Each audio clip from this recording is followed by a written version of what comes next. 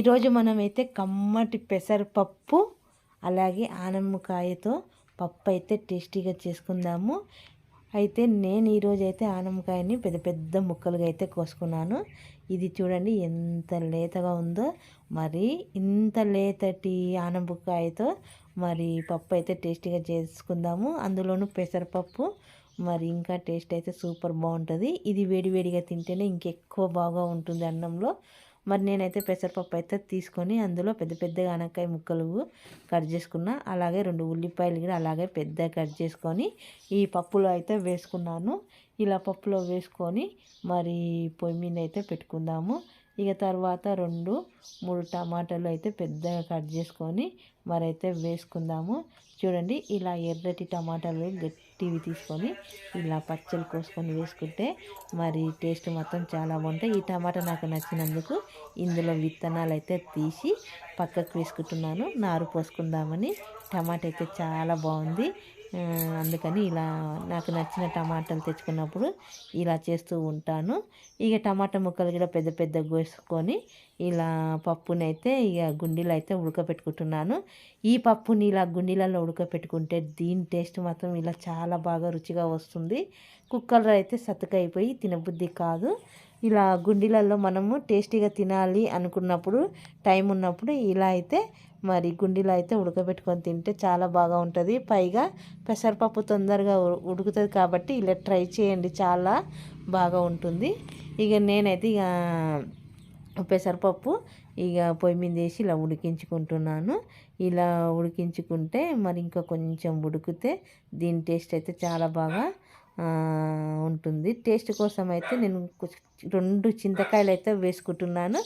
కొత్త చింతకాయ వచ్చింది కాబట్టి ఇలా 2 చింతకాయలు అయితే వేసుకొని మరి అందులో నేనైతే పసుపు ఉప్పు అయితే వేసుకున్నాను. పప్పు ఉడికింది కాబట్టి, ఇలా పప్పు ఉడికినది కాబట్టి ఇందులోనే మరి పసుపు ఉప్పు అయితే వేసుకొని ఉడికించుకుంటున్నాను.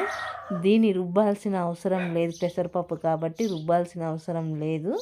అందుకని కారం పొడి కూడా ఇందులోనే వేసుకొని మరలా కొద్దిగా సేపు మరి ముక్కలకు పట్టేలాగా ఉడికిస్తూ ఉన్నాను. ఇలా కొద్దిగా సేపు చిన్నగా మంట పెట్టి ఇవన్నీ ఉడికిస్తూ ఉందాము. చూడండి ఇలా కలర్ఫుల్ చూస్తేనే ఈ పప్పుని ఇప్పుడే తినేయాలనిపించేలా అనిపిస్తుంది నాకైతే. ఎంత బాగా అనిపిస్తుందో ఇలాంటి పప్పులు చేస్తూ ఉంటే నాకైతే నోరు ఊరిపోతుంది. ఎప్పుడెప్పుడు అవుతుందా, ఎప్పుడెప్పుడు తిందామా అనిపిస్తూ ఉంటుంది. కొద్దిగా సేపు చిన్నగా మంట పెట్టి ఉడికితే మరి సరిపోతుంది. చూడండి ఈ విధంగా అయితే పప్పు ఉడికింది.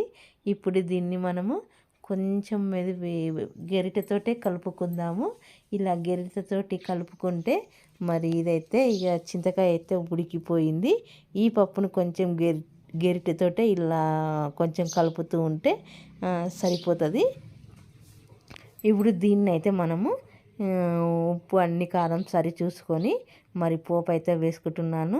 మరి దీంట్లో అయితే నేనైతే ఇక ఎండుమిరపకాయలు జీలకర్ర ఆవాలు వేసి పోపు అయితే వేసుకుంటున్నాను.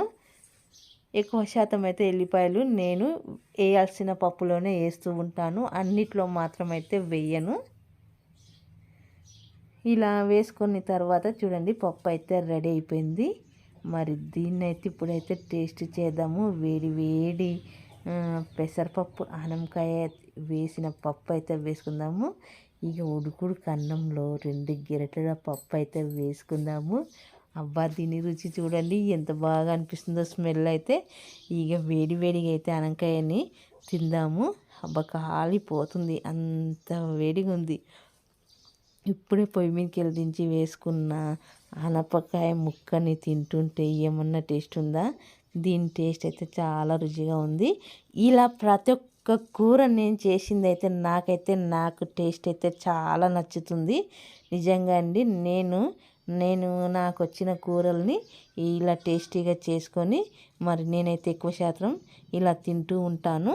ఇలా వేడిగా చల్లారక ముందుకే ఎక్కువ శాతం అయితే నేను ఇలా ఇష్టంగా అయితే తింటూ ఉంటాను. నాకైతే అంత ఇష్టము.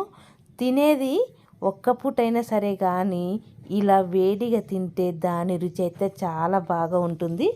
ఇలాంటప్పుడు టైం వేస్ట్ చేయకుండా మనకు టైం దొరికినప్పుడల్లా ఇలాంటి వేడి వేడి ఫుడ్ తింటూ ఉంటే చాలా బాగా ఉంటుంది. నేనైతే ఎంజాయ్ చేస్తున్నా. మరి నా వీడియో నచ్చితే ఒక లైక్ చేయండి, షేర్ చేయండి, కామెంట్ పెట్టండి.